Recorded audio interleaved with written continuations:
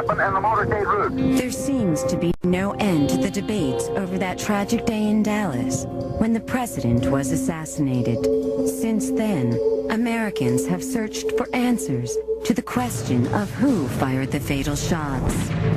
Unsolved history has shown that even with an inferior weapon, like the Mannlicher Gargano, it was possible to fire 3 shots with accuracy at the motorcade from a 6th-floor window.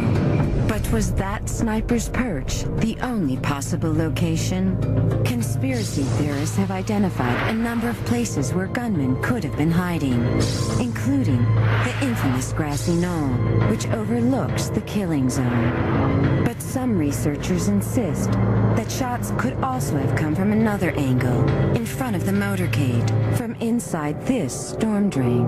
Could this be possible?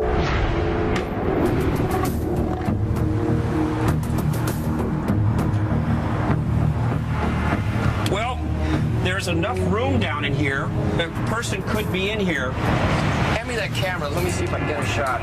Gary, go out to the final shot mark. I'll try to film it and also visualize if that could be done. All right, I'll run out to where Kennedy was. Okay. To mark the approximate spot where President Kennedy was hit by the fatal shot, researchers have placed an X on Elm Street. If Dan in the storm drain can see Gary standing on the spot, a sniper would have had a shot. No, I can't see him. There just isn't enough clearance to do that.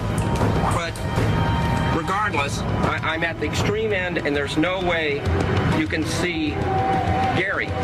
You couldn't do it. I don't know who thought of this theory, but this is ridiculous. This seems to rule out the storm drain on Elm. But what about other storm drain locations? There are 2 other sewer theories, and they both involve the triple underpass, and Ben, you've got the diagram there. Okay. The theory is that there was a shooter on the north end of the triple underpass up here, and a shooter on the, or maybe a shooter on the south end of the triple underpass. Using laser technology, we tested the possible angles from both overpass locations. First, the south end storm drain.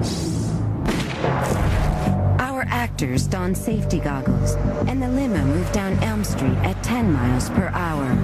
Michael Yardley opened fire from a position south of the underpass. There was a possible shot to the president's head, but there is a major problem with this theory. Aerial photos taken that day show that area clearly, and there was no opening. So it's put in much later? Much later. So that sewer theory is out right away. Next, our laser moved to the north end of the underpass. Everyone agrees that there was a storm drain here, but there are more problems. We know from the pictures that there were 3 men standing on the middle of the steps there, so they were in the way. Right. And there's a tree that was there then. It's no longer there now, but you know, when you're scanning across the area, the trees get in the way, and the line of along the fence is such that you'd only have a fraction of a second to even find President Kennedy and find him in the motorcade. These storm drain locations are problematic, but they both offered an angle for the fatal shot. Could a gunman have simply stood there? There were railroad employees up on top of the triple underpass, and they were all known to each other, and they all insisted there were no strangers up there, but yet the theory persists, and I don't know what one could do about it. Laser beams define a possible trajectory, but witnesses and obstacles in the terrain conclusively eliminate these storm drain theories. That's the thing about the Kennedy assassination. You can have your doubts about parts of it, but there's no hard evidence of anyone other than Lee Harvey Oswald.